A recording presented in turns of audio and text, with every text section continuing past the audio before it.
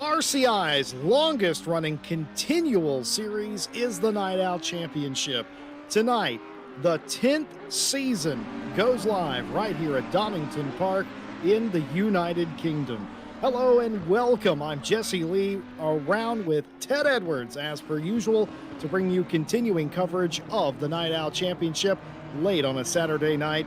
And who else would we have in the broadcast position other than Ryan Mawson, fresh off his commentary stint from the SRO Championship. Hello, everybody. Welcome back to Night Owl. It's 10th iteration of the series, the longest running series in RCI history, and it's great to be back. Ted, it's been a few weeks, but here we are again, a brand new season. Welcome in. Tell us what we can expect in Season 10. I think you can expect a lot of different things to happen this season, Jesse. A lot of different cars from what we're used to, as we can see on the left-hand side of your screen. A few more different people, a few new faces, a few older faces have joined us, which is nice to see. And then, yeah, we're back at Donington. It was the final last round. This is the first round of the next one, so we're back here for a single race, which is going to be.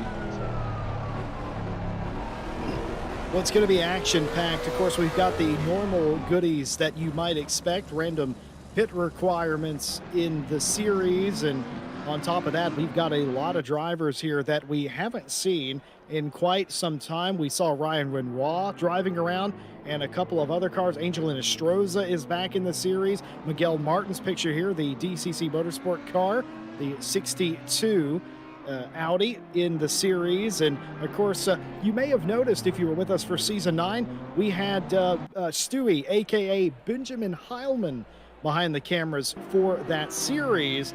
And due to a partnership between them and Ryan Mawson, they swap out every season now. So we have Ryan Mawson behind the cameras and Benjamin Heilman in the car again in Season 10. Ted, I can't wait to get qualifying going. 15 minutes is going to set the order. We've got Pro and High Silver on display, 2 splits tonight. Of course, Pro and High Silver, the top split, streamed for you here as it will be all season. Then you've got Low Silver and Am in a second split. Sometimes we merge those splits if they get small enough, but of course, right now, only focused on the top two. Anything in practice that strikes you as interesting to note here in the qualifying session? Yeah, I noticed certain Alex Rogers was at the top of the time screen, which was surprising, seeing as he's had a bit of apple juice, let's say, and he's feeling a little bit tired. So I was quite surprised. No, to no, see no. him This all the is. way up. I'm not gonna have this. I'm not gonna have this. It's night out. You can say what's going on. Okay, Alex has been drinking. Imagine that. He doesn't normally drink and do night out, so this is going to be surprising. But yeah, Jordan Daly was up there, which was nice to see. He's also in the new Audi, the Evo 2, so that car looking quite strong here. And then we saw Ralph Huell for the silver class. He was pretty high up, which is pretty surprising. I think he's in the Aston Martin. I could be wrong, but yeah, I think it's going to be quite exciting race today. This top split, well, it's not really top split. It's just another split. Well, I don't like to say high and low. It's they are named that, but it's just where you are pre-Q. But yeah, I think this split's going to be really close. The times in pre-Q is very, very close. So I just want to see what happens. I love the spirit in the chat as we see cars already going off in the old hairpin into the grass. You're going to see that, and folks, you do that a little bit too much tonight, you are not only going to invalidate your lap, but you're also going to pick yourself up a track limits warning, and that could be absolutely devastating. But no, like I was saying, I'm reading the chat as we always are for Night Owl, and reading some of the messages. True Night Owls here. Let's go. Absolutely. Nothing gets me more pumped than doing Night Owl. It's my favorite series that I do. Don't tell any other series, but it is my favorite simply because we let our hair down a little bit and we have fun with it, and so do the drivers. The true Night Owls, as it were, they show up very late in the evening in Europe, and they absolutely show out. Of course, Night Owl was founded by Mike Jones, specifically to give people, maybe they're in Asia Pacific or maybe North America, South America, a little bit better window into racing so that it's not so early in the afternoon or even in the morning in some time zones. And it does work out to that. You do get a lot of participation, but what Mike Jones nor me could have ever foreseen was the response from Europe. Just the sheer volume of drivers that said, yeah, I would absolutely love to race at 11 p.m., midnight, 1 a.m. on a Saturday night. That sounds like a fantastic race. It is an odd time, but that's what makes it so very magical. Yeah, so here we have qualifying. We've got a mixture of cars here this season. I see we've got Foch in the Lexus. I think there's two Lexuses. So we've got an M6. Obviously, you see that car in front. That's the old BMW M6. So that's going to be pretty speedy around here. That is pretty good on Donington. And yeah, we've got a few Porsches. We have a Lamborghini. That car qualied pre-queued in, I think, in 4th or 5th. So yeah, that's a pretty fast brown Paul Ricard, which was the pre-qualifying circuit. Yeah, we've got two Lexuses. We've got Foch and Hutchinson in them, so that's going to be a nice sounding car. You see here going around the track this season. But we don't have Martin Lawrence in the V12 this time. I think he suffered enough last season, bless him. So I forgot what car. I think he's in the BMW as well. I think he's in the M6. I could be wrong. I will find that out for you. He is in the M6, as I see here. He is the one in the M6 in the CLR colours. You see Alex Rogers. I have qualified in the wrong car, is his team name, Jesse. So I don't think he has. He's third at the minute. He's doing bits, but in Astroza taking a 26.4, 4/10 faster than the rest of the field. So everyone's got work to do. To Checky and Rogers doing the same lap. It's pretty funny. Well, Innistroza was a force to be reckoned with the last time we saw them. That is the same case here. 26.467, the provisional pole time 5 minutes into the qualifying session. Foch 3/10 off of that with Ryan Yee. Stachecki 4/10 back, and Rogers, who is doing the thing that you mustn't do, tied with Stachecki for the top 5. And a lot of drivers we often see around here get very close to right around a second. I expect to see the very same tonight. We've already got about 12 with Matt Artem in around a second to the leaders. And I suspect that that's only going to widen so far in this session. A couple of cars haven't actually set a time. They are out on track, though. I can only imagine that's because they've invalidated several times in a row. We'll keep you abreast of that, and everybody is qualifying out. Martin Lawrence, we haven't talked about the CLR driver. He is back in night out this season and goes to P6 with that lap, and that is going to trigger a restart from the 171 after that mega lap. I'm just looking at the deltas here and see Ryan Yee's up on his time by 3:10. I just lost it. So that was out the window straight away as soon as I mentioned that. But yeah, I see if anyone can get close to it. 26.267 is now Nestrosa's time. So it's got Foch and Ryan Yee in second and third. Ryan Yee has come back after being out of night out for many a season. I think season 4 was the last time he was here. So it's very nice to see him come back, and of course he's a lot faster nowadays. It's Jackie Rogers, Dimitrov, Huell's 7th. That's a pretty fast time for a silver driver. He was pro last season, but I guess the Aston Martin, his setup probably wasn't the greatest around Paul Ricard, and he pre-queued in high silver. So yeah, he's important to in remember. 8th place. Yeah, it's important to remember it's not always the driver. Sometimes it's the car and the racetrack. It can change how your season looks. If you're a driver and you change up what car you're in, maybe you're not as quick in a Porsche as some of the other cars may be, and it can completely change your outlook. Angel Nestrosa is just dominating qualifying, a 26.022, half a second quicker than Watts in second place. That's absolutely blazing. I told you Nestrosa was quick. Not even I knew they were this quick. Yeah, I this is the first time I've seen Angel, so I knew they were fast. I didn't know there was this. Oh, Ryan Yee going in with a 26.317, only just under 3/10 off. So that's a very good lap from Ryan. Pretty sure he's going to go for another one in a second. Pulling off the side, going to get some fresh rubber to burn. Watson, yeah, Jordan Watson, yeah, 5/10 off. So that's not too bad. Used to be in the Ferrari in last season. Was in silver and got 3rd in silver in the standings. So they're going after almost like 3rd in pro this season. I love the team name, Lambo Tractor version 1.1. There was a version 1.0. I believe I remember that somewhere in the back of my mind. But Bronco Dimitrov back again in the 1.1 version Lambo Tractor. Of course, Lamborghini to this day still make fine agricultural equipment. This is not one of those, however.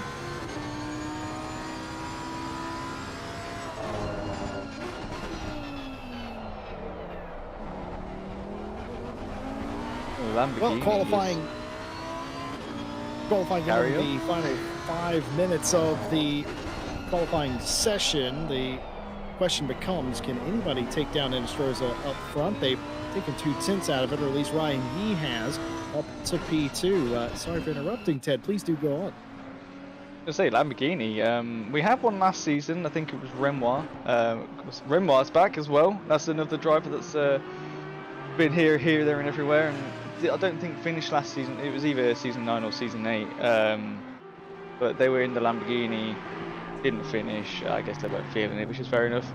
But yeah, Lamborghini's back. I like to see that. You know, you hear the Audis, the same engine, same noise, but it's a Lamborghini. If you say Lamborghini, normally Ryan Gill pops up out of nowhere saying yes. It's certainly the case. I don't know, by the way, if Vanta Blue has been a sponsor of the channel for a long time, or I've just not noticed that. But either way, hey, thanks for being a sponsor of the channel. We do appreciate it. Of course, also one of our stewards as well. We definitely appreciate the help with the channel. Javier Marquez continuing to try and improve from P16. Would certainly like to be a little bit higher up in the turtle car. I don't think I can read that hashtag of that car. I'm not sure how that got past our sensors, but there you go. Dominic here in 22nd place, another one of those drivers looking to pick up quite a bit. And a couple of tenths here would get them a position or so. But that particular lap was quicker, 27.827. Doesn't actually move them up a spot in class. Final 4 minutes here of qualifying. Martin Lawrence, the last time he was on a timed lap, he got all the way up to P6. Looking to do a little bit more damage. Would like to start in the top 5 ideally to have a good shot here tonight. What can the CLR driver do this time? And they can get themselves into the top 5 at 26.612. Yeah, not many people going much faster on the track. Their deltas are green, but not enough to really change anything. I guess it's just finding that perfect line, perfect corner, perfect apex, perfect entry exit, and you know everything's got to be perfect. Tire pressures. So it's one of those things you can probably link it that one time and then just struggle all the rest. But yeah, we just have to wait and see if anyone can do any more. I see Martin Lawrence is actually 3 tenths on his time, so if he can keep this going, then he should be able to move up quite a few positions, I would think.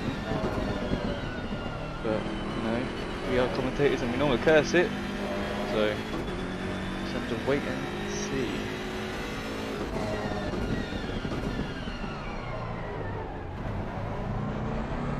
On a few moments here, everybody trying to get everything they can. Keep in mind, if you invalidate your lap at this point, you might just be able to get back around for one more go. But other than that, it is coming down to it for the first race of the season.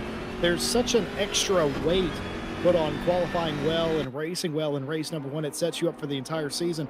Martin Lawrence continues to improve in the BMW, a 26.380, good enough for P3. Still nobody really troubling Angel and Estroza up front. That 96 Porsche is absolutely flying. 3 tenths to Ryan Yee in second place, and 3.5 tenths now to Martin Lawrence in third, and all the way back 5 tenths to Watson in fourth. Samir Fasha similarly off that pace, the top 5 thus far. Raphael Huell is leading the silver class, the high silver class that is, within the 721. Bowers in the 917 is second in silver. Matt Artem in the 414 Audi is third. You gotta love the brand parity. There is quite a lot of it inside the top 10 right now. And you might see a little bit more of that by the time qualifying ends here in a few minutes.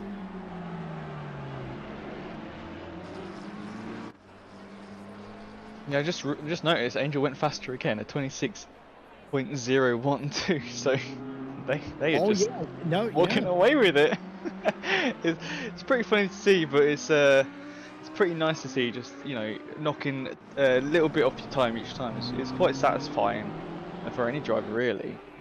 Martin Lawrence is going faster again, Jesse. So it's second place. Two tenths off pole. That's wow.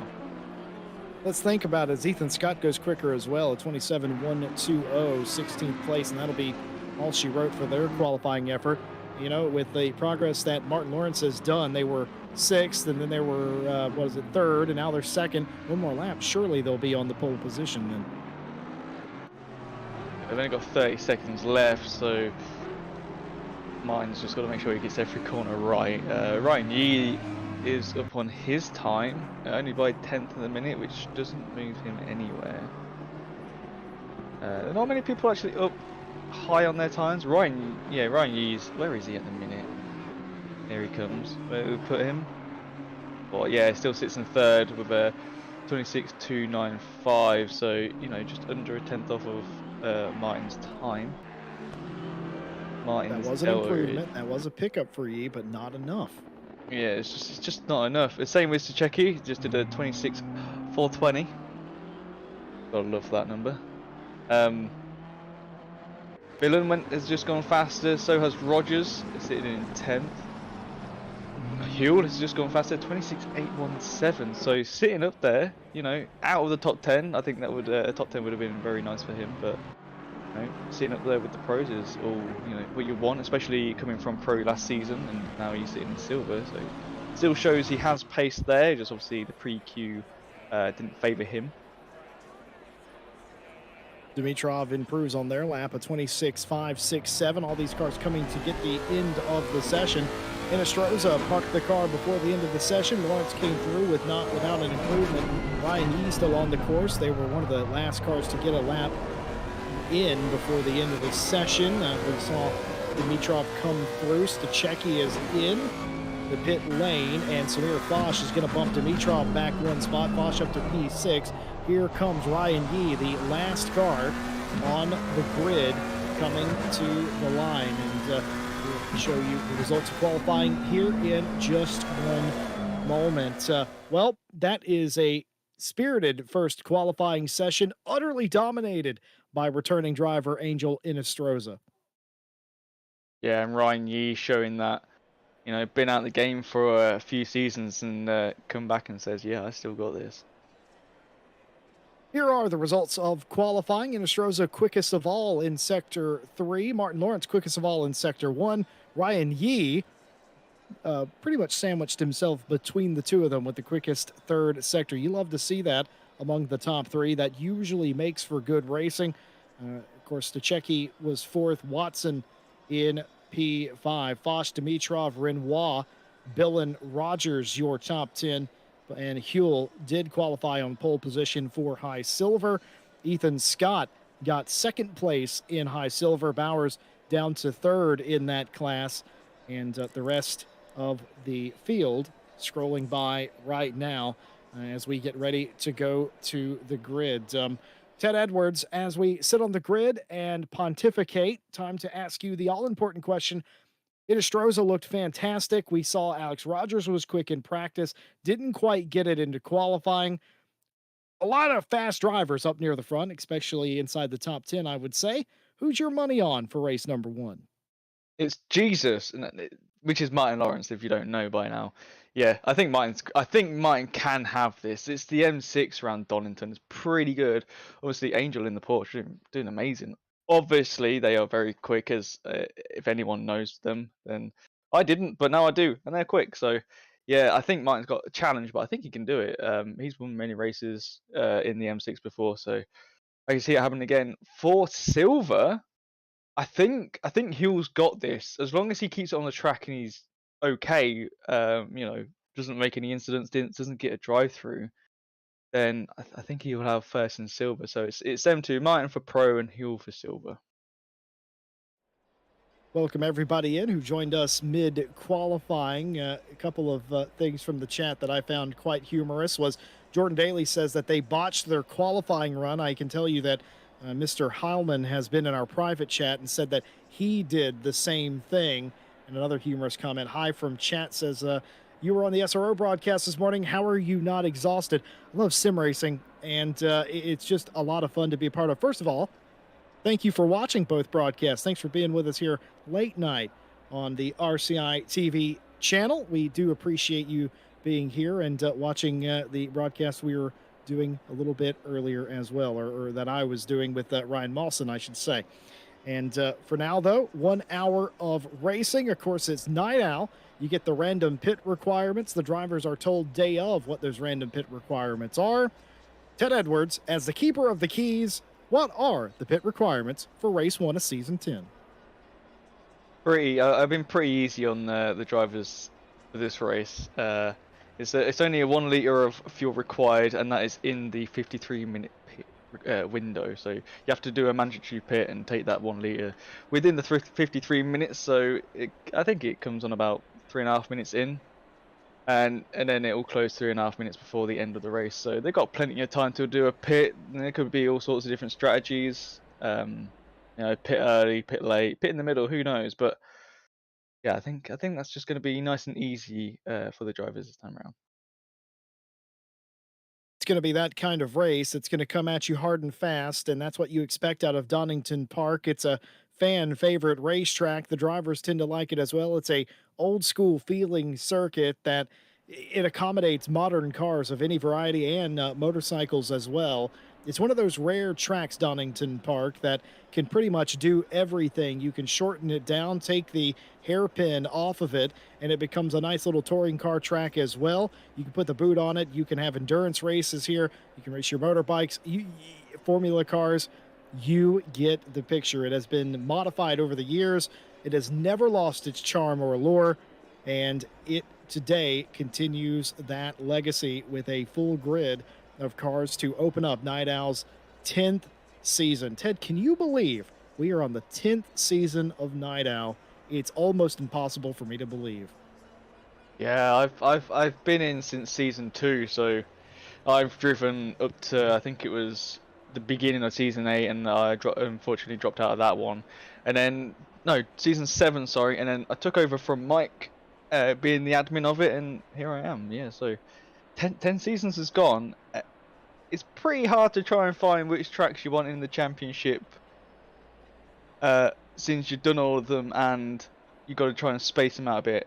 So it's fun, but yeah, it's a good champ. If you're new and you want to get into it, you can always do a mid-season sign up after this race on the website. So the website is racrci.com, and you can find the Night Owl Championship. It will go, the signups will go back up after this race, which will be about, I think it's about 12 o'clock BST, just after actually. So yeah, if you fancy it, you just got to do some pre-queue laps. Sign up, do some pre-queue laps, and I will move you across once you have finished them. So but we've got also other champs as well, haven't we, Jesse?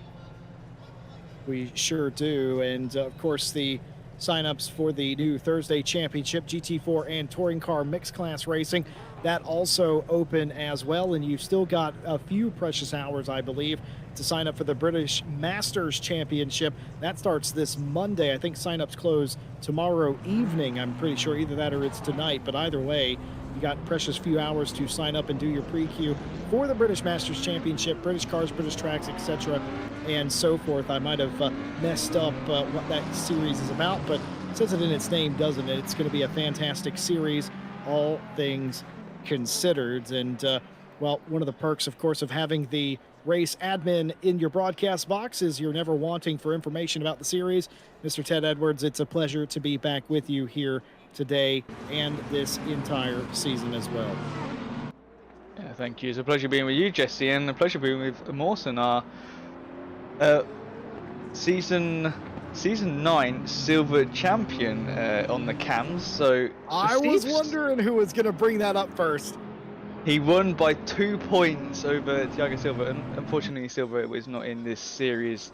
They won't be here for 3 races, so they would get signed out anyway for the maximum sign-out limit. So they hopefully should be back in season 11. But you know what I want to see, Jesse? I want to see if Stewie can do anything like Ryan did.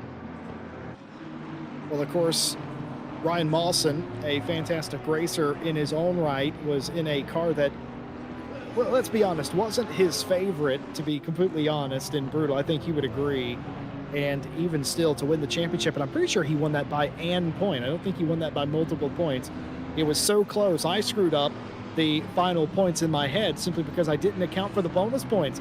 I thought Thiago Silva had won it, but accounting for the bonus points, Mawson wins it by an point or so. Incredibly close down to the wire.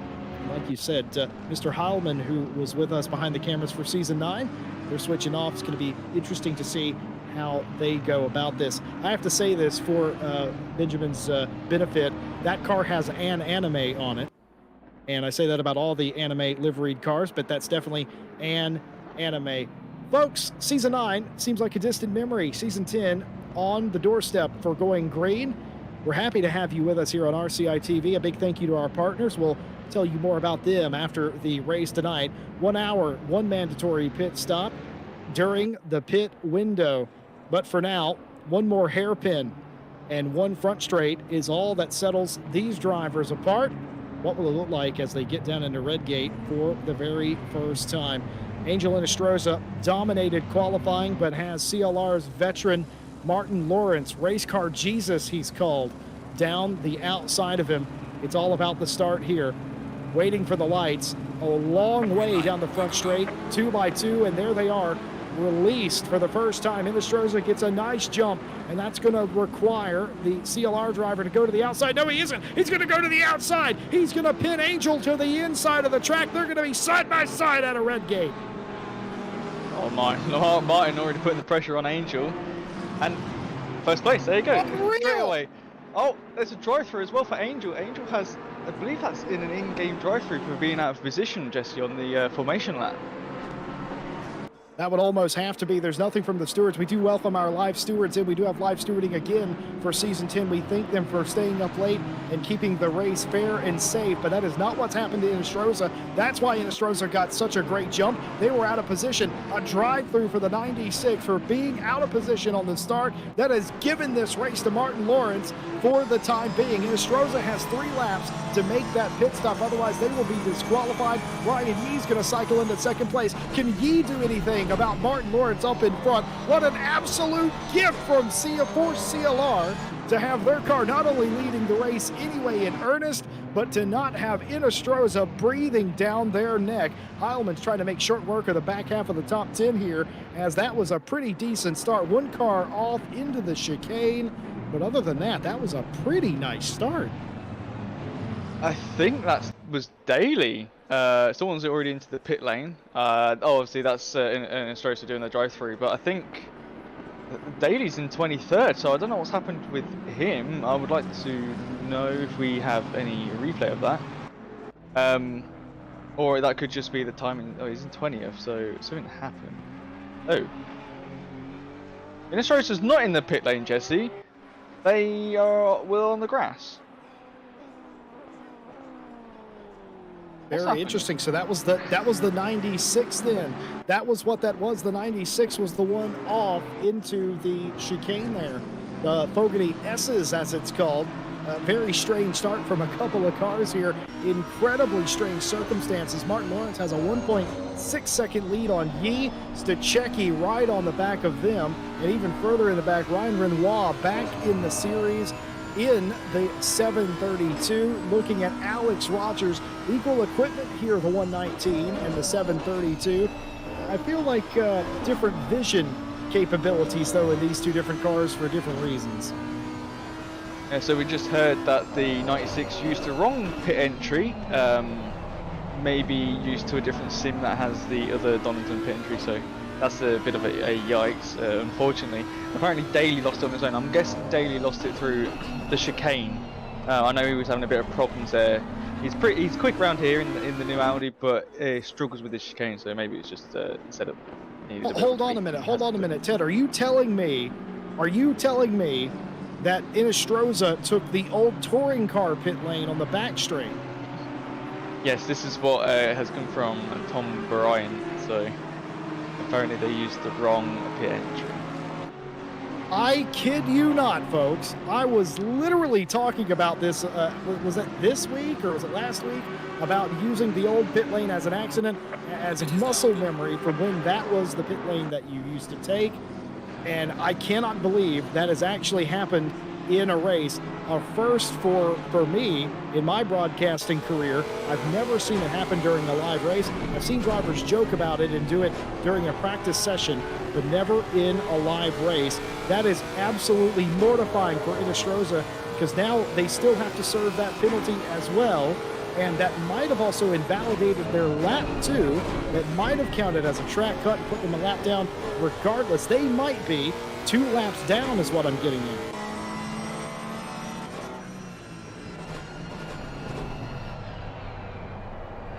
Yeah, so that's a hard hit. You know, you're fastest in quali by a long shot. You know, 3/10 doesn't seem long, but pretty big gap. And the next minute you got a drive through for being out of position and use your own pit entry. That's not great. So, you know, they say it comes in threes, and that's 2 bad things that happen. So I'm waiting for a third one, unfortunately. But yeah, we've got Martin Lawrence, Yee, and Stachecki first, second, third. So Yeah, this is not a bad race right now. Miguel Martins in the 62 Audi, and then Flamgo right behind in the 19 McLaren are both in to do those pits. Daly's in as well, I guess because he's lost it, so he might as well do it now. Artem is in. That's 3 Audis and then McLaren in the pits already. So we're going for that little undercut, Jesse. We'll have to see who goes for the really long overcut. It's one of those things, isn't it? I will tell you, I don't hate that from Miguel Martins and Timothy Flamger and anybody else who's had issues as well. But Martins and Flamger, who have been in traffic, this is a great way to get themselves out of that, especially if both those two drivers think that they're quicker than the traffic that they're in. Certainly, sometimes that's the way it works out. That Lamborghini, Dimitrov, has went completely through the grass in the Fogarty S's. Let's see exactly what happened here. Was it a missed braking point or was it a curb? It was definitely the curb, but that's not how I expected them to get to the grass on the right-hand side of the track. But they gathered it in, but they're going to be swamped here in Goddard's.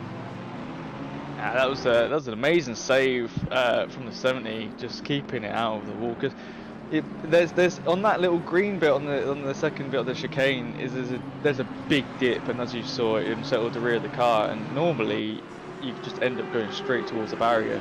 But luckily for them, they locked it down and got it going again. And only sitting in 8th, lost what, 1 or 2 places? So it's not, no, actually, I think they were 5th. I can't remember. They were somewhere. They lost a few places, but they're doing all right. But we do see the 88s in the pits as well for right through. Oh, apparently the 88 has done track limits already, Jesse. Yeah, that might be one of the quickest. It might not be the outright quickest. I believe I've seen a car get a drive-through here for track limits in the first couple of laps. We're definitely past that 4 or 5 laps down now, but that was really quick. 7 minutes into the race, 3 track limits used, and on the 4th time asking a drive-through penalty. We still yet to see a steward's penalty. All the ones that we've seen so far have been assigned by the sim itself. Unfortunate for the 88 Ferrari to get that so very early, and now of course that process resets, and hopefully they'll be just a bit more mindful of the track limits. They are a bit interesting around here, let's be completely fair. Some of the corners, including the old hairpin, are a bit strange. You can go very wide into cleans as well and have the same thing happen to you, and it is rather unfortunate, but you just got to be mindful you can't go too wide even if you lose time on some of these corners. Yeah, you don't want to get too many track limits, which the 88 has found, so that's put them back down to 22nd. Plus they're still going to do a pit stop like Enestrosa has to as well, so that's just hurt their race so far. I don't know if you noticed, Jesse, I know eagle-eyed viewers have, Martin Lawrence is almost 4.5 seconds ahead of Brian Yee already. Yeah, it's absolutely incredible, the pace. Martin Lawrence, all they needed was Enestrosa out of the way, and they dispatched them very quickly on. I thought Martin Lawrence was going to file through Redgate right behind Angel. That isn't what happened.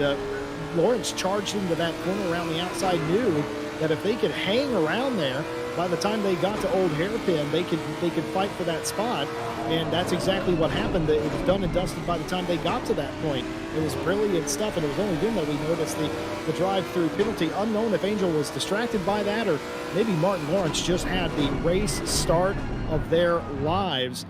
Brilliant nonetheless, and now 4.5 seconds afforded to him with Yee in P2. There's a battle brewing for P3 as well. Stachecki and Watson for that spot as we watch this. I'm going to call this a gaggle here of all of these cars. Oh, one car completely off. That's Dimitrov again. That Lamborghini is not doing service to him, because that's the 2nd or 3rd time we've seen that car go incredibly wide or off on one of the corners. Nevertheless, Hutchinson and the like have been given a position or so. Billen leading that group now. Hutchinson, Renoir, the 7th through 9th place positions respectively. Samir Foch has done well up into the top 5, where they will certainly like to be in that 888 Lexus. That's strange for me to say, considering he's most usually driving a Ferrari car, but a Lexus in this championship nonetheless. Looking at Watson for P4, which that must mean that they're all behind Stachecki, and that is in fact the case. It's a three-way battle for third place right now. I think I've noticed something at the chicane, Jesse. I think the tyres are still there. There's absolutely no way that's true. Oh my goodness, on the grass is Javier Marquez. Oh! Javier Marquez was on the grass. I thought that they were trying to maximize the entry into the Fogarty S's, and it's gone completely wrong.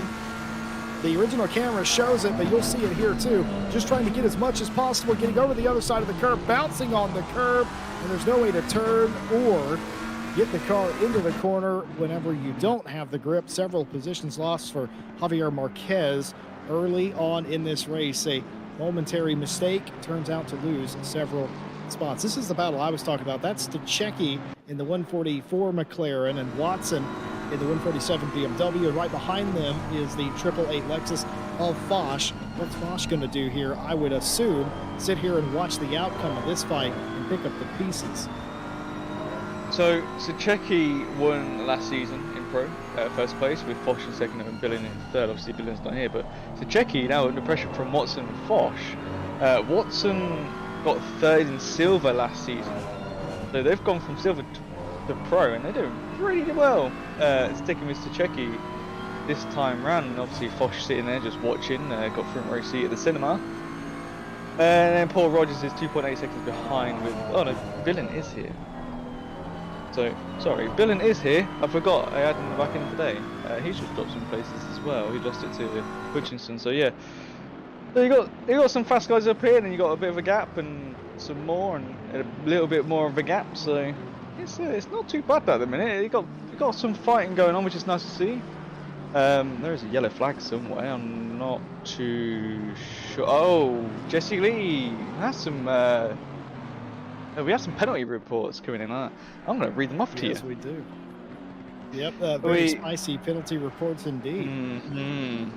So that one T10 is the 796 and the 726, which is a racing incident. Minor contact. We've got lap 3 involving the 917 and the 197 drive-through for car 917. Turns in early, causes and takeout of the 197, which I believe is John Daly. So that's maybe why they were a bit far back than where they started. Position was not returned, so that's why it's a drive-through. If they returned it, it would have been, I think, a 15-second. Would have been reduced. That 3 turn 8, stop and go 10 for car 917. When unsafely rejoins the track, causing takeout of the 414, position not returned. Incident lap 3 involving the 917 is a DQ from this race, not from the championship, just this race. So they exceeded the license points limit. So that drive through and that stop and go 10 just put them over, and they have been removed from today's race, which is a shame, but that's what happens when the driving isn't up to par. And then we've got one more. We've got lap 1 turn 11 involving the 726 and the 19, a racing incident. The 726, those the 19 can't avoid and causes contact. Taking a look at this battle right here as they continue to race on down to the Melbourne hairpin. The very long lunge, the over-under move will reset that position to the way it was before they got to the corner in the first place, driving a little bit too deep into the corner. Watson able to retain. You know, it's interesting, you talk about the 917. That's Adam Bowers, by the way, that got disqualified. That car qualified P3 in the silver class. And I had wondered what happened to Daly, and I also wondered what happened to Matt Hardham in the 414. Unfortunately, it was the 917 both times, apparently. And that has led to what was the third place qualifying car in silver being disqualified from the race and reaching license points. Like Ted said, they will be eligible to race next week. It's not a removal from the championship, so to speak, as more of a you're done for the day sort of thing. Hutchinson going for it here in the S's and just about gets that done picture perfect. And wow, what a race we've already had. We've had a car out of alignment. If you're playing bingo, or Digby as I call it, Digby is bingo. If you are playing bingo tonight, you've obviously filled up a lot of your card, because we've had a car get a penalty from a start infraction, a drive-through penalty very early on from track limits, a car disqualified, and the wild card, of course, having a car enter the pits illegally, which you just don't see. You never see that. One thing you never see, Jesse, them tyres are still at the chicane. Yeah, I mean, yeah. To your point, the tires never seem to survive the pace lap, let alone the race. Some of you may not know what we're even on about and why we're excited about this, but there is a long-standing tradition that somebody moves the tire barrel or bale, if you will, from the inside. Actually, I guess that's technically the outside of the Fogarty S's around here. It often doesn't survive the pace lap. Drivers will often hit that on purpose to get it out of the way so that they can further cut the track there. You can legally take that corner if you're in certain cars by hitting the tire bale and moving it out of the way, so you can cut it more acutely than that. A lot of people hit that on purpose. Some hit it by accident. The point is, we have never seen it survive lap 1. It has survived 10 laps here today. My goodness, we're going to have bingo every which way. How many different ways can you have bingo? Don't know, Jesse, to be honest, but this I've never seen this. This is like a record. Oh, it's absolutely a record. By the way, I did the math. 5 times 5 is 10, or 5 plus 5 is 10, rather. So, right, you do the math. Anyway, you can have bingo a lot of different ways. Oh, actually, no, there's crossways as well. I don't get paid enough to do the math here. I'm not going to do the math on this occasion, as you might not expect. But if I can do the math here, Watson and Bosch are quicker than Stachecki, and you can take that to the bank. Unknown if Stachecki is driving to a number for this race. A lot of times in these races where you're required to pit, you change up your strategy depending on where you qualify. Don't know if Stachecki is heavy on fuel, and maybe Watson and Bosch are going to add a little bit more in the pit stop, which means they would be lighter on fuel. That stuff definitely makes a difference. A few kilograms in these cars, absolutely game-changing. Don't know if that's the case, or maybe the 144 McLaren is just a little bit down on pace compared to the BMW and the Lexus. Surprised to see 2 Lexuses inside the top 6, Ted Edwards. I didn't even. I know Bosch was there. I didn't see Hutchinson was there, but you don't really notice Lexus really. Yeah, that's save it. Oh, that's, I think Marquez could have just slowed down a little bit rather than just trying to plow through that, but. What a save from Scott. Jeez. What exactly happened here? This is Ethan Scott riding on board, just went a little bit wide. That's so yeah, so what happened there was they caught that bump coming out of the chicane, the bump that we've seen the Lambo hit earlier, and they saved it and then went onto the grass, went wide, and then lost it and then saved it. So very well done, you know. If that was me, I'd be in the barrier or backwards. But only lost, what was that, 1 position? So no, didn't lose much. Just got a bit of grass on the tires. So yeah, that was a bit scary there, Jesse. But yeah, 2 Lexuses, 5th and 6th is yeah, it's different. Got an interesting situation playing out in our chat. We do read the chat, of course, and Mikhail Sundstrom, who is a friend and teammate of Martin Lawrence, is begging us to nerf Martin Lawrence, please. Now, I've never heard teammates and friends actively root against each other, but you have that in this case. Ted, you're in a position to do something like that. You could give him some ballast right now if you really wanted to, but that wouldn't be very fair. I'm not going to do it because I think I'll have an angry night after the race, and I don't want to have the sound of an angry Czech coming after me, so I'll sit tight and do the commentating, Jesse.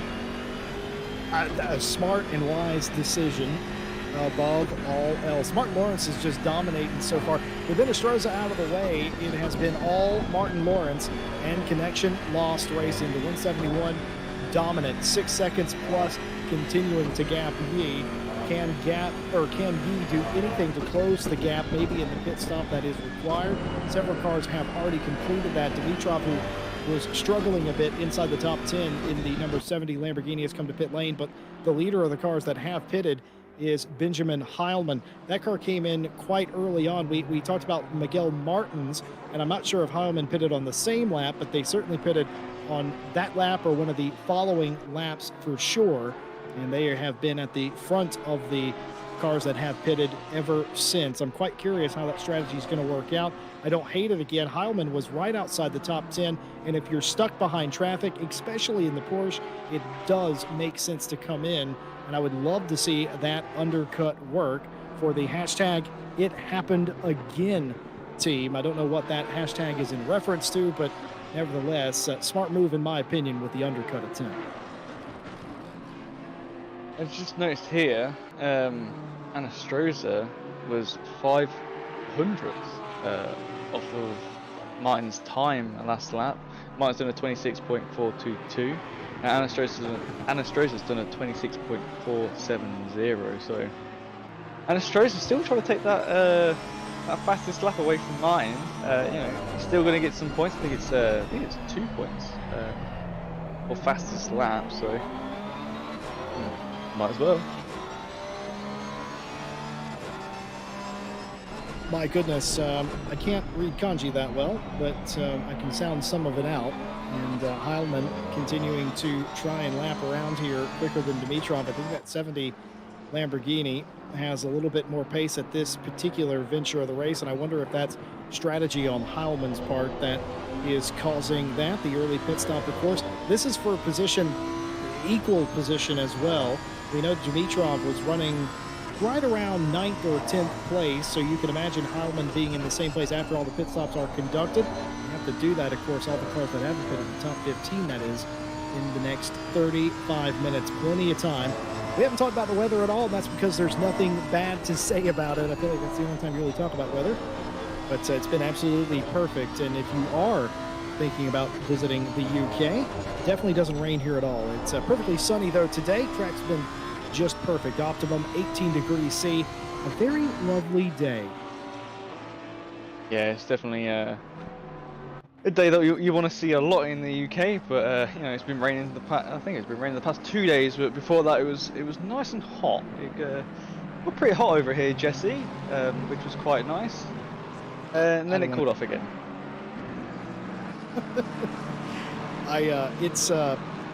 It's been unseasonably warm here in the States, I will admit, and it's been a little bit too warm for my taste, even considering, but it is nice to note we're actually going to get a little bit of that as well, a little bit of cool off, but in the sim, thank goodness, nothing to complain about at all, no real threat of any sort of weather in today's race, and you'll suspect everyone has went full dry setup for this race and also expected a very rubbered in track, and if they have done that, then they have been treated to fantastic racing conditions. These were the days that you dream of as a racing car driver, because you remember all the days where it was suboptimal for sure. Hutchinson's doing a great job. The Canadian driver is not only up into 6th place, they're catching the group in front. That means it's going to be a what is that, 1, 2, 3, 4, that's a quartet of drivers fighting over the final podium spot now.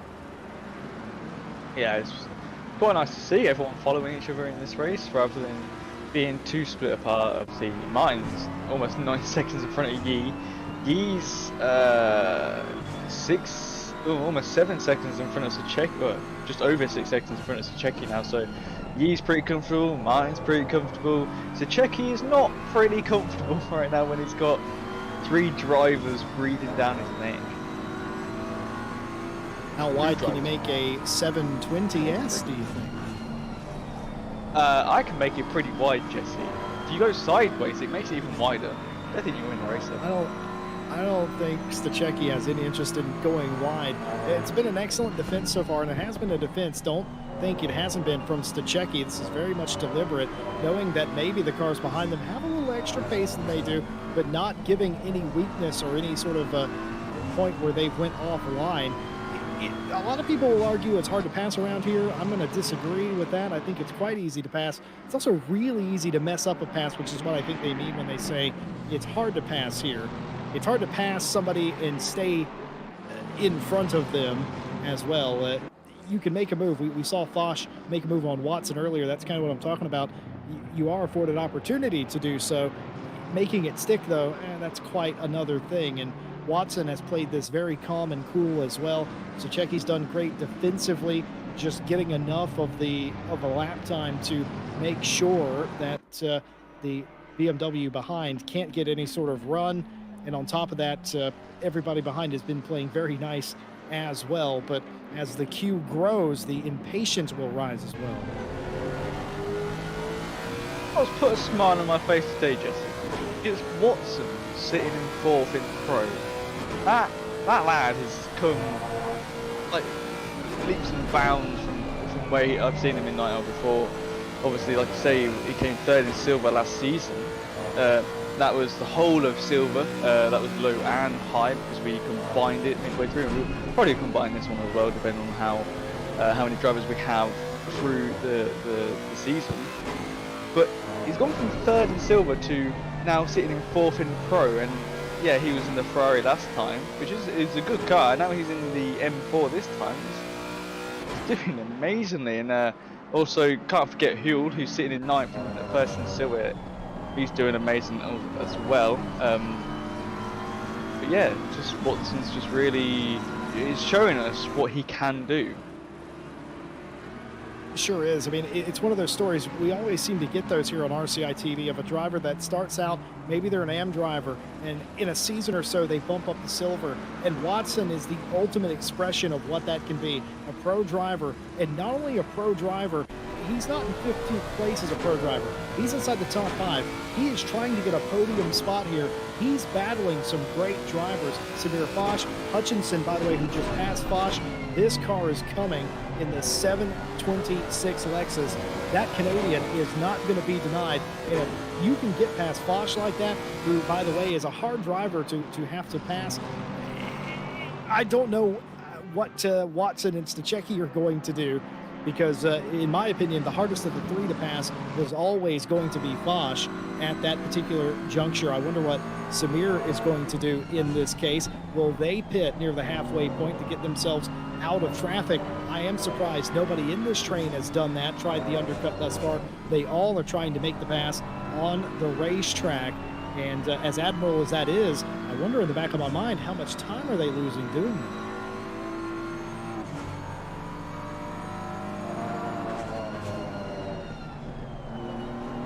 Yeah, I think Foch, if I remember rightly, Foch is pretty a defensive sort of guy, as you see. He's not really going for like any moves. He's just sort of watching what's happening. So it's just one of those. It's just one of those with Foch. He'll if he can see the gap in a corner, he will take it. But as you see, he's just sitting there waiting, sitting in the slipstream.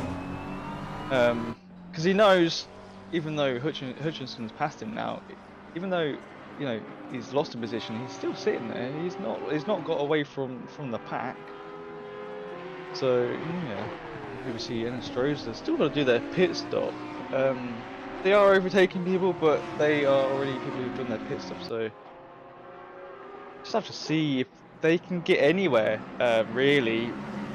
At the end of this race when they've done their pit stop. And they're sitting in 16th, but I don't know how far down it'll put them. I don't know if it'll put them near the back again, but yeah, it drives through for being out of position and then taking the wrong pit lane is it's pretty hard to take.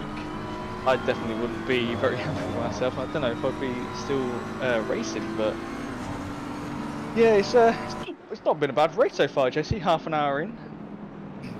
It's been pretty brilliant. A move there almost undertaken by Watson, looking to the inside of Stachecki. It was not really a move meant to be, but it may have caught him looking in the mirror, Stachecki, because now side by side and completely past even before we get to the Melbourne hairpin. Looking down the inside is Stachecki. He's going to go incredibly wide as Watson. That's going to give up that spot. And look who's coming through. Hutchinson is going to try and come through for P4. They're going to be side by side as they come into Goddard's and around the outside. He's going to make it work in the Lexus. He's going to get it. Hutchinson, the Canadian, up to P4. Excellent job and strategically sound move around the outside, using the momentum and getting the cover out of there. Stachecki now the only one standing between them and a podium spot. Welcome back, Hutchinson.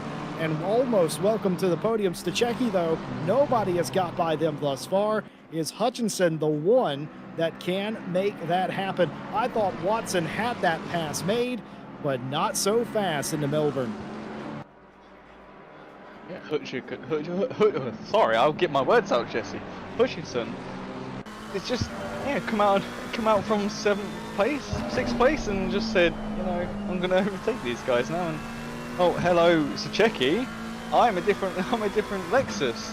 I will come for you now. So yeah, it's doing an amazing job. There's a yellow flag with the 88, which is in 23rd. Don't know why they're not. Oh, they are moving now. Papa Vasiliou has had an incident in the old hairpin. They are regaining control of that vehicle. We have 2 more Stewart's notes here. One is a racing incident on lap 1:10.11, the 19:34 and the 49. It's just a concertina effect due to an accident in front. So nothing there. And another racing incident on lap 18, turn 1, involving the 119 and the 88, minor contact. So that was Alex Rogers and the 88 that I cannot say the name because I'm going to mess it up.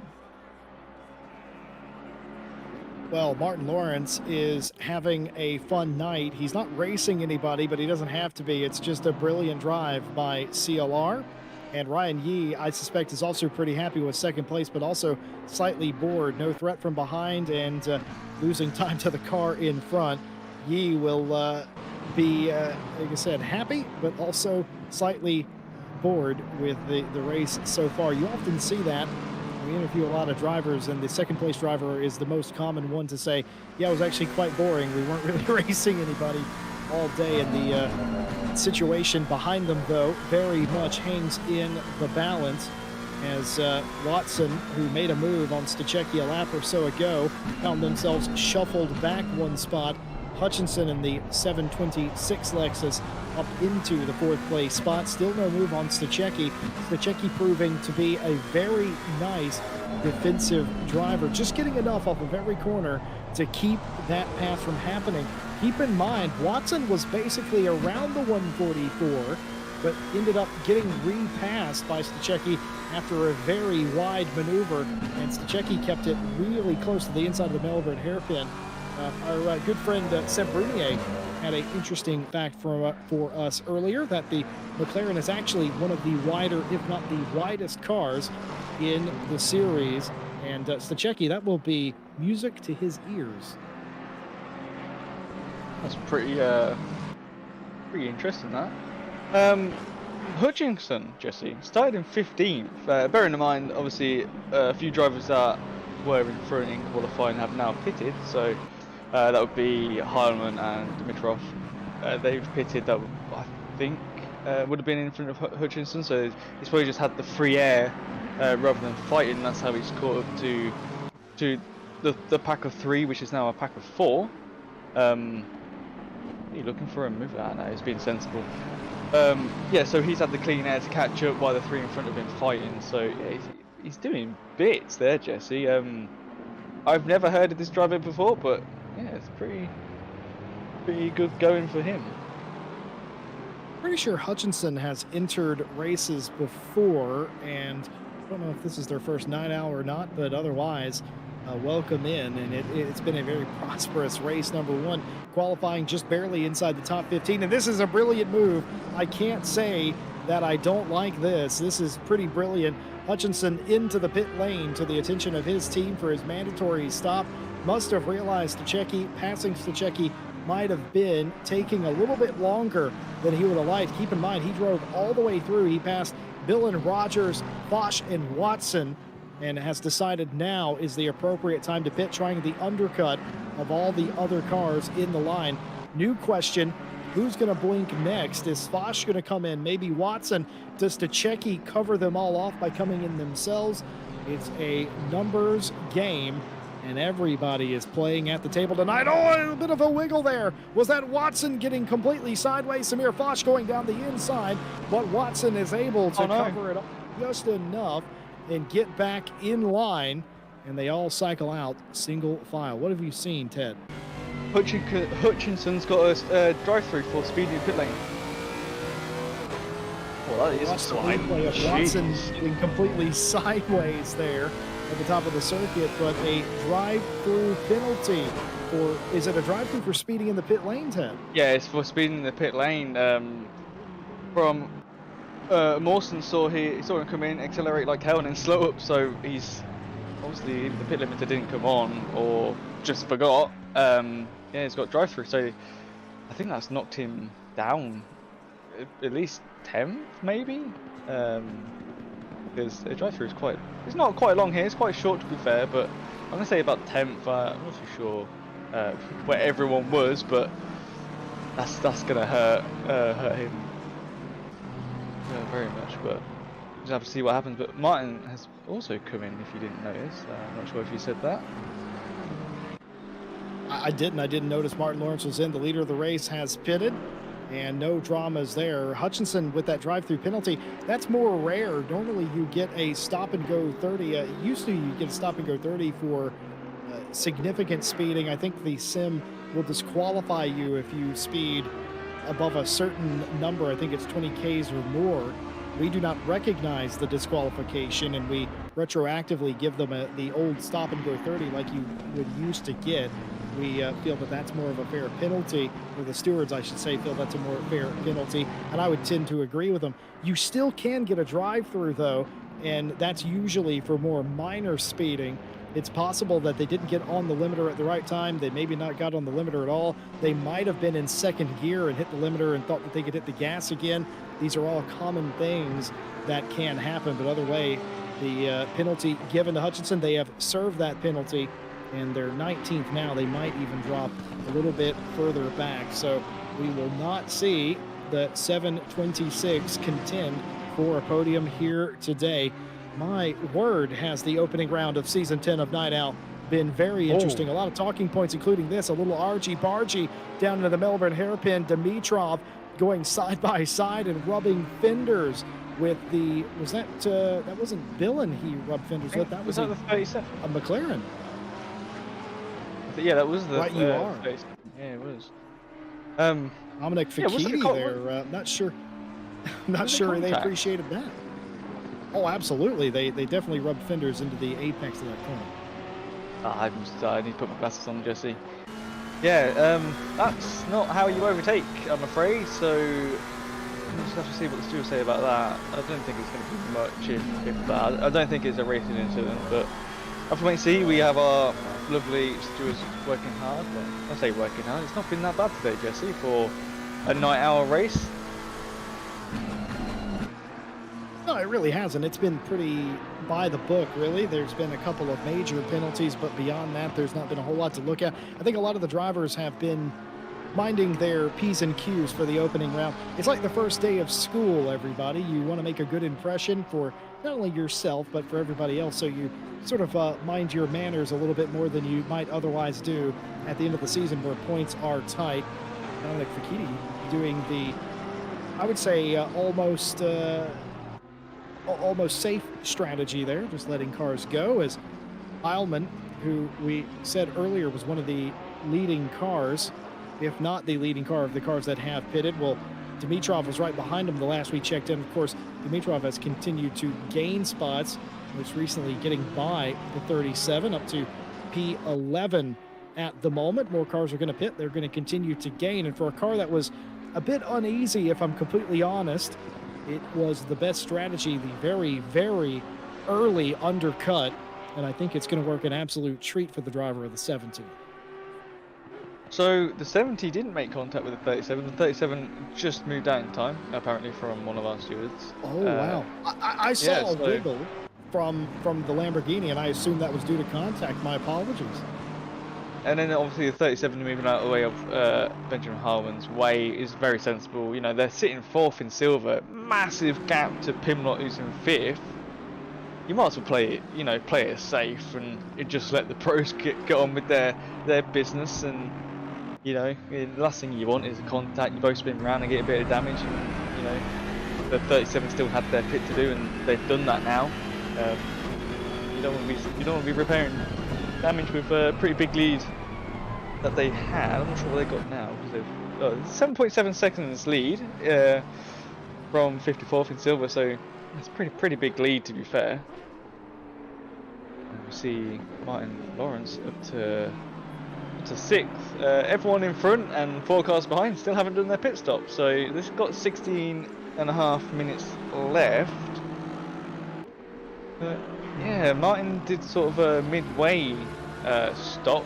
Ethan Scott's doing just a bit over that. I'm guessing Yi, Sejeki and that are gonna do it with like at least 5 minutes left, I would say. Which is a different strat from what we've seen at the minute. Obviously, there's quite a few. It's just over half of the grid have done their pit stops, and obviously, I'll remind you of the pit stops again. It's a 53-minute pit window with a mandatory stop, with 1 litre of fuel you'll have to take. So you do have to stop for at least 3 seconds, and then off you go again. That is it. Don't have to do any tyres. Don't have to sit there for much longer, unless you have damage, of course, which I don't think anyone has, which is nice. Yeah, it's a pretty easy round 1 here at Donington, the opening of Season 10 Night Owl. And so far, it's been a pretty nice race. Seen some moves here and there, seen some drive-throughs. Anastasia, I'll remind you at the start, Anastasia got a drive-through for being out of position. They qualified on pole. Unfortunately, they got that drive-through. And then went to do the drive-through and took the wrong pit entry, unfortunately, so that set them back quite a bit, and they've still got to do the pit stop. They have made it from the back up to 12th again, but we've still got the mandatory to go. And yeah, we've seen 1 car being DQ'd, which is unfortunate, but stewards deemed that necessary, and I will always stick by our stewards here. They do an amazing job, and I can't thank them enough. So. They're an amazing bunch of people, and you see Eraser 2nd silver as well. So it's a bit here and there with people coming in to do their pit stops now. So it's all a bit random and over the place. Well, I can't say the name of Javier Marquez's team name, but let's just say I echo the sentiment 110%. But despite that, in the middle of a battle, I think Eraser came in simply because Ethan Scott came in, and of course they're embroiled in the podium battles for the high silver class. My apologies to the high silver class. I definitely haven't been ignoring them. It's just that there's so much going on. We haven't had a chance to talk about them. Raphael Huell is dominating in the high silver class, but it's not so easy for 2nd place. Eraser and Scott were getting closer, battling it out. Of course, we know what happened to the 917 earlier, and that car would have started just about 3rd. So it's really between Eraser and Scott for the 2nd place position. And Raphael Huell is trying their best in the black and white, you know what it is, 721 Aston, to not let them get anywhere near close. And dear, oh dear, the day has just gone from bad to a nightmare for the driver of the 197. Oh, Jordan! You're meant to be doing bits for the team. If you don't know, Jordan Daly is in my team, Richmond Durham, and luckily he's got a drive-through. He got hit at the start of the race, which was unfortunate as well. They dropped back quite a bit. They scuffed up qualifying, which didn't help, and now they've got a drive-through. I believe that is for track limits. Yeah, we've just been told by our steward, Alpha, that it is for track limits. So struggling a bit with the new Audi Daily is. He's never driven it before, but he's given it a good shot, and I think he gave the track limits a good shot and went past them. So, but apparently he's already served it and stayed in 13th. Oh no, he's in 14th. He might be dropping a bit more, might just catch up with the times, but there you go, 17th, 18th, 19th. That's hurt him a lot there, Jesse. Oh, that's a shame. He's at the back of Pro, so that's got to sting this late in the race. And here we see this is Foch on one Watson going for the cutback. No, almost just didn't get the power out of that final corner in that V8. Yeah, Foch in 4th, Watson in 3rd. When did Watson get in 3rd? Watson, wait. Oh yeah, Lawrence did a pit stop, didn't they, Jesse? God, this race. Sure did, and that has put Martin Lawrence behind all the cars. The top four still yet to pit. I was going to mention this a little bit earlier, but this could be a classic trap for Martin Lawrence, who's been back in the pack. They were catching the cars in front of them, the 7th and 6th place cars at the time, and had those cars not pitted when they did, that could have caught Martin Lawrence up, and that could have caught Ryan Yee back up a little bit. That is not what has happened. Basically, when Martin Lawrence catches his cars, a lot of the times they have come down to pit lane. You got to pay it very, very careful if you're the 171 here. A perilous time in the race. You don't want to lose it here. Meanwhile, this is going on in front of Martin Lawrence as he leads the race right now. Top four still yet to pit, and these drivers still fighting each other for this spot. Here we go again. Round number 2, ring the bell between Stachecki and Watson. Stachecki had the inside covered from the Melbourne hairpin, and no additional drama there. One lap ago, though, in Goddard's, it looked like Foch was going to make a move on Watson. You love racing like this. I can tell you from firsthand experience, being in a tight battle, you relish the opportunity to race closely and have a good battle, but at the same time, you almost get a little frustrated because it's so hard to make up any sort of time or spots, but it's brilliant racing for podium positions here in the season opener. Miguel Martins, we haven't talked about him since the qualifying session, sort of been on his own, has somebody to pass here, the silver leader, this for P10 here. Yeah, Miguel Martins doing amazing. One of our staff over here as well, doing some bits in the Pro Class, sitting in 11th, so they are technically 10th at the minute in class, 11th overall, so doing very well, sitting behind Huell. Wonder if Huell will let them pass, or maybe when they get that top 10. Yeah, I just noticed Daly's been back in the pits again. This lap or last lap, he's in 20 seconds. I don't know if he crashed or what, but he's not had a good day today, and that's not great. Like you said earlier, Jesse, he's gone from bad to worse, and now he's gone to whatever worse is, more bad than worse is. I don't know, too many words. Worser, there you go. Yeah, that's going to trigger some people. I know what's worse. Go on. Visiting your in-laws on the weekend. That's worse. It's true. Oh, Ryan Renoir getting a little bit squiggly with me from Scott there. Makes a pass through the corner there. Looked pretty easy that, but they both had a wiggle out that corner coming up the hill. That wasn't ideal. Yeah, Ryan Renoir. He had a bit of problem earlier, if I'm right, Jesse. So that's not. His race hasn't been great either. There's a few races here today that haven't gone so well, and a few that have gone amazingly. So, it just goes to show, it doesn't matter where you qualify, your race can just turn upside down instantly. It's just one of those things you'll have a good... Oh, yeah, they're at it again.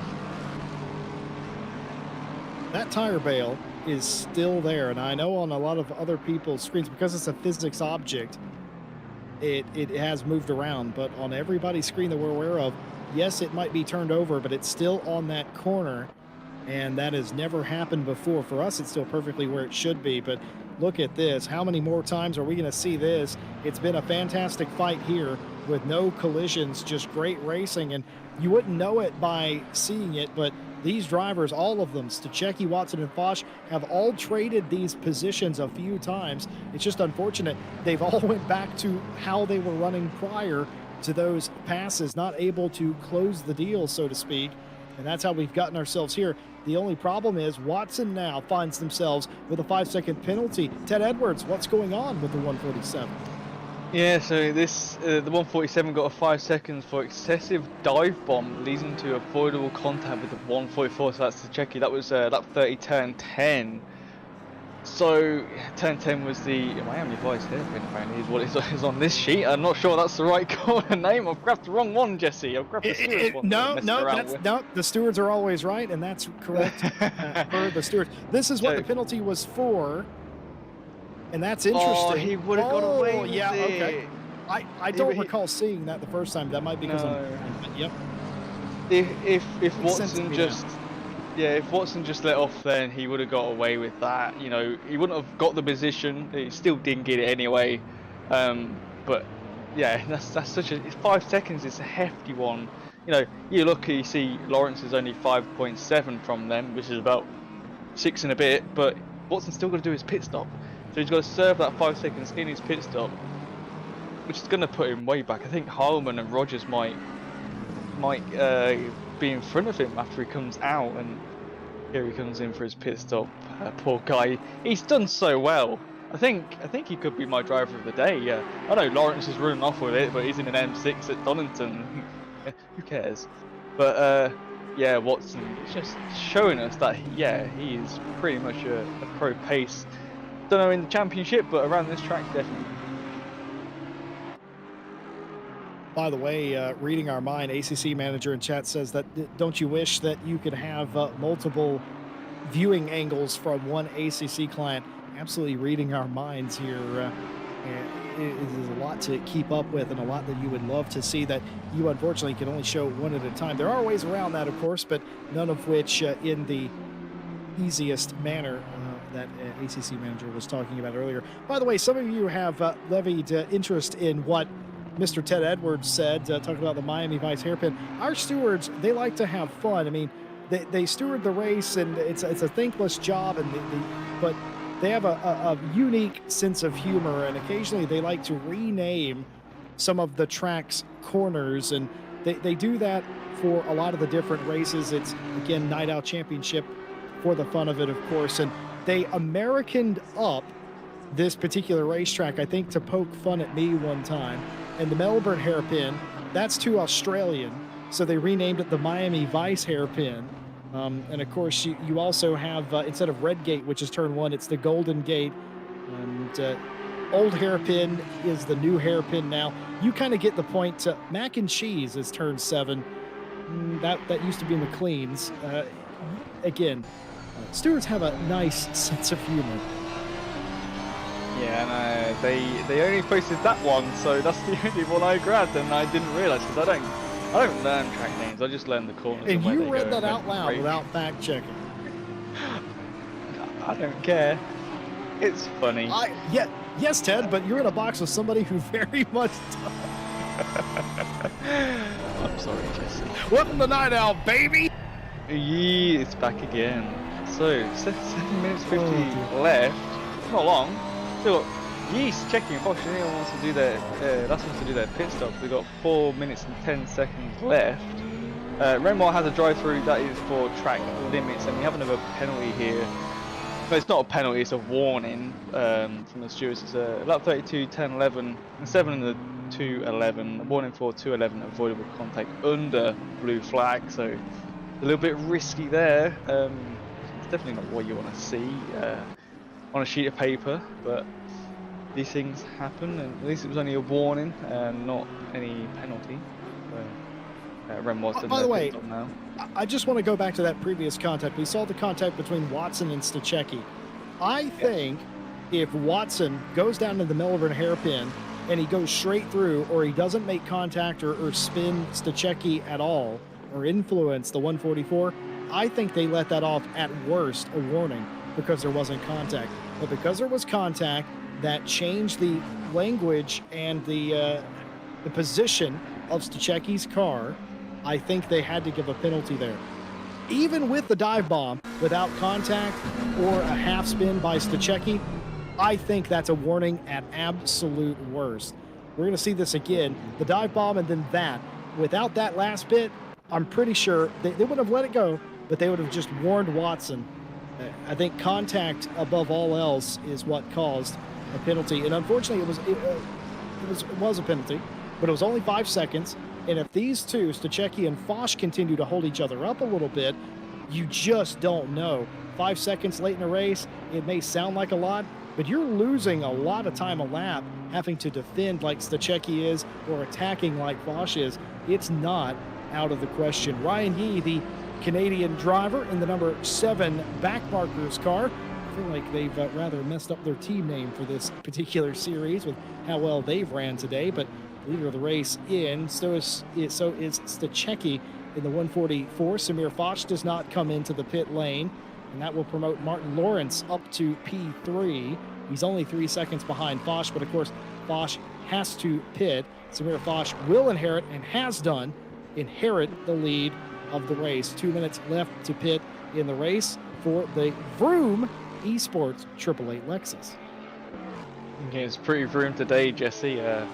Yeah, on with Watson's incident. Yeah, I don't think he meant it. It didn't look intentional. It's just absolutely not. It's just fighting, and poor guy just stuck his big old M4 nose in the wrong spot, and yeah, and then the extra 2 taps at the end there wasn't needed. I don't think he meant that either. But you know, he's had the 5 seconds. He's done his pit stop. He's still sitting in 7th, which I think is a really good going for Watson.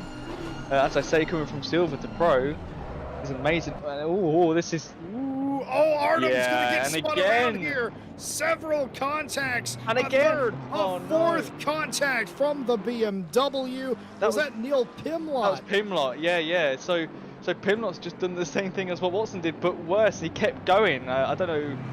That's going to be bigger than a 5-second penalty. Oh yeah. Foch is in here, and as the last one to do their pit stops, will come out behind Lawrence and behind Yee. But yeah, so yeah, Pimlott, the stewards will look at his inputs, see if if he was still putting the power down or braking. If he was still putting that power down, which I think he was just, or letting it roll, which caused the Audi to spin round. He's gonna get a big penalty. I don't know if he didn't let him go, did he? He didn't wait for him. I think he just went off without. Yeah, he did. He went off without him and left him 6.2 seconds behind. So this penalty, I'm expecting it to be pretty nasty, Jesse. It very well could be. Final 3.5 minutes of the race. Martin Lawrence cycles back to the lead. He has lost a little bit of it, of course. It was over 10 seconds. It's now under that, 9.6 the lead. Ryan Yee in second place. Stachecki back to third. Foch did cycle out just behind. A little bit more breathing room for Stachecki. If Christoph Stachecki holds on and gets third place, that might be driver of the day for me. Defending for an entire hour. We talked about the contact with Watson. It's almost inevitable. You do not race as close as those 3 or 4 cars do for an entire hour without something going wrong. It came very close a few times without any further incident. And unfortunately, on that one case, that took Watson out of the fight completely with the half spin. But meanwhile, back in the pack just outside the top 10, Javier Marquez trying to go around the outside of the 699 and almost did it. Thought about pressing their luck, but falls back in line just before they got to McLean's. I just noticed, where did the Razor come from? He started at 23rd. He had a pretty bad qualifying. Now he's second in silver. He's just come out of nowhere. Yeah, Razor. Oh, 62, I think just lost it. Miguel Martins, where is he? No. That was right a on board. pretty nasty snap. Right on board with Miguel Martins in the Audi, coming through the Fogarty S's. Over the curb, counter correction, over correction, hard into the wall, backwards on the straight. And that is a devastating way to end race 1 of the season for the DCC Motorsports driver, who was going very well, fighting for a nice spot somewhere near the top 10 at least. And unfortunately, that's the way that's going to end. Javier Marquez has not given up his pursuit of a Razor. To your point, it is true. A Razor now second place in the high silver class. Rafael Huel 10 seconds up in front of this group in P10 overall, and first in the high silver class. Looks like Ethan Scott is going to get third in the high silver class. Nobody really threatening him for that position. Marquez has to be very careful about this fight really late in the race. Scary moments here for Marquez. Make the pass if you must, but realistically, you don't get paid more points for it. The Razor is not too fussed with it, but Marquez definitely showing that they want this spot here. Yeah, they don't get any more points for it, but they do see it on the overall standings, which we don't use in Night Owl. We use per class. not per split, but per class. So you'll have it for Pro, High Silver, Low Silver, and Am. If you're wondering why there's not as many high silvers as pros, it's because the low silvers are short as well. I've made it that way just in case we run low on drivers and we have to combine the splits, so we have a full silver split. But I'm hoping that doesn't happen. It's still top 15 between all the classes, so it doesn't affect anything there. It just there's more points up for grabs. Well, it's also worth mentioning as well. Somebody in chat noticed very early on that there were a few cars missing from the race today, and we suspect that's a heavy race load this weekend. We expect to have them back for round 2. But what can you say about Connection Lost Racing's Martin Lawrence? They took the lead into Redgate on lap number 1, and they drove a perfect race the entire evening, and they're going to win the first race of Night Owl Season 10. Welcome back to the winner's circle, Martin Lawrence. Well done. Ryan Yee, what can you say? A brilliant drive in second place as well. And Stachecki, my driver of the race, Krzysztof Stachecki, is going to successfully defend for an entire hour against several hard-charging drivers.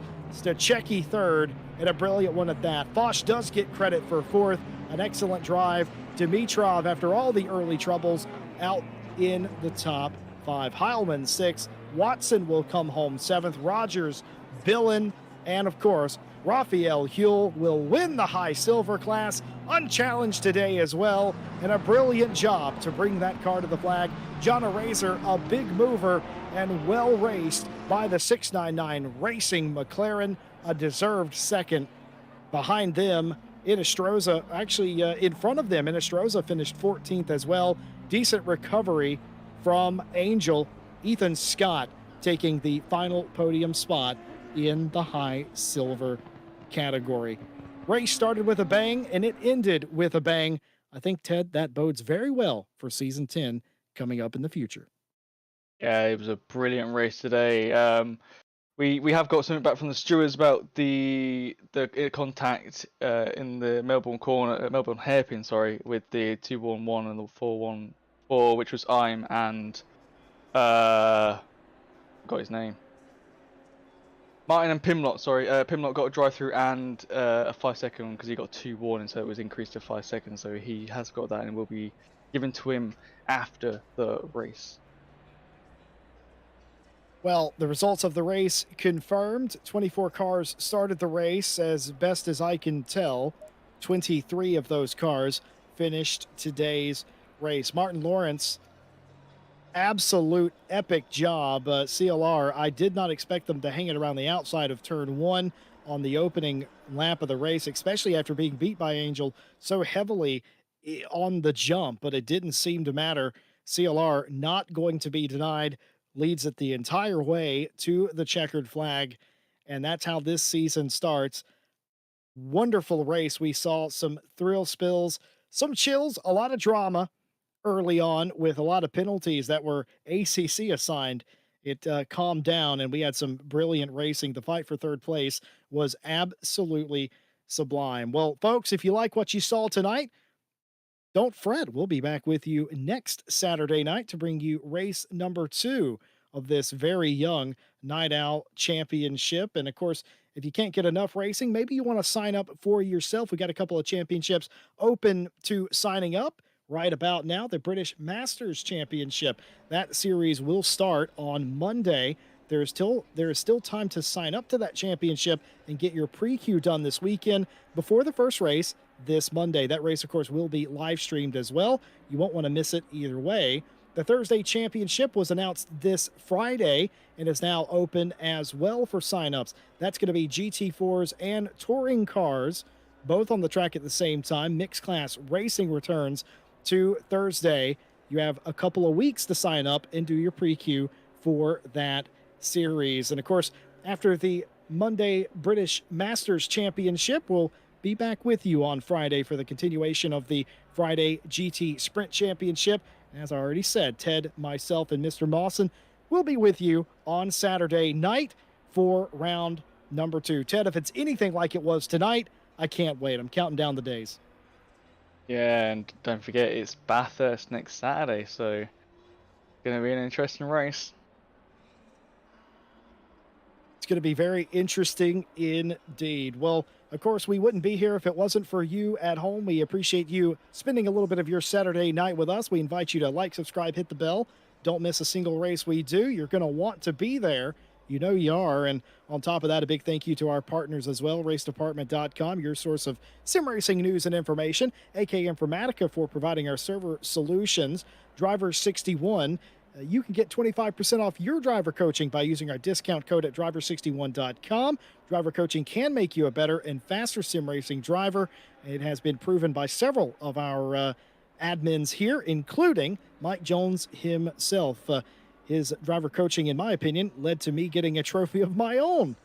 Thanks to him, if you can believe that, and you should, because it absolutely happened. Fanatec.com. Feel free to use our affiliate link when making purchases of sim racing hardware from Fanatec.com. Using our affiliate link doesn't cost you anything, and it helps us with things like server costs when you use it and make purchases. And of course, a big thank you as well to simracing.gp. If you're tired of pub racing or just can't get enough racing, join simracing.gp, sign up and join a community.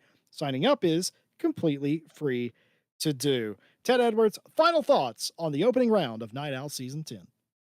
It was just amazing race by all drivers. To be fair, you had some incidents, but you're always going to see them. But yeah, the battles that we had up front and the battles that we had in midfield were amazing. The car control, the sportsmanship between all drivers, not doing anything silly and just playing fair was amazing. And the back markers, don't forget about the back runners, just keeping out of the front runners' way. And yeah, it was just an amazing race altogether. It sure was. Folks, we'll be back with you in 1 week's time on the mountain, Mount Panorama, Bathurst, Australia. Until next time, have a good night.